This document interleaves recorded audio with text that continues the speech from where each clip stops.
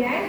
இப்போ மொழி பாடமான தமிழ்ல அடிப்படை திறன்கள் அப்படிங்கும்போது கவனித்தல், பேசுதல், படித்தல், எழுதுதல் என்ற வரிசையில் அமைந்திருக்கு. இப்போ நீங்க சொற்களை படித்தல் என்ற திறனில் வெளிப்படுத்த போறீங்க. இப்போ ஒவ்வொருத்தரா படிக்கலாம்.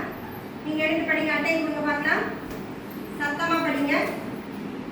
கடை, கனி, கண், கல்வி, கதை. மிக நன்று. படம், பட்டம், சட்டம், குடம், பண்டம். ஊசி, ஊதல், ஊர். உறுதி, ஊமை.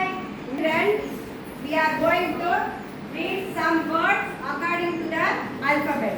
All of you see here, in this card we see the letter capital A, small a.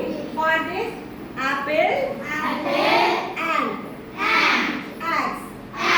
Okay? Next card, this is alphabet E. For elephant, eggs. Envelope, earth. In this card we see letter D. For D,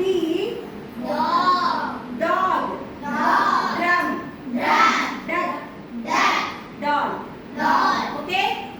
எண்கள் அப்படிங்கிறதுல விஷயத்துல நம்ம என்னென்ன பார்க்க போறோம்? எண்கள்ல இலக்கங்களை பத்தி பார்க்க போறோம், இடமதிப்பை பத்தி பார்க்க போறோம் இல்லையா?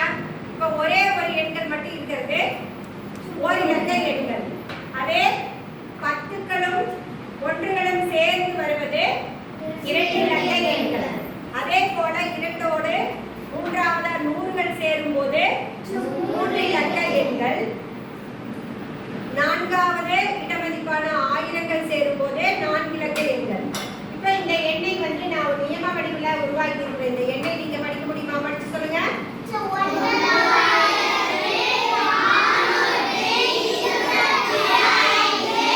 இப்ப இந்த எண்ணையே பார்த்தோம்னா 9 ஆயிரங்கள் தனியா பிரிச்சுட்டோமா? அடுத்தது கவனிச்சீங்கன்னா நூறுகள் தனியா எவ்வளவு?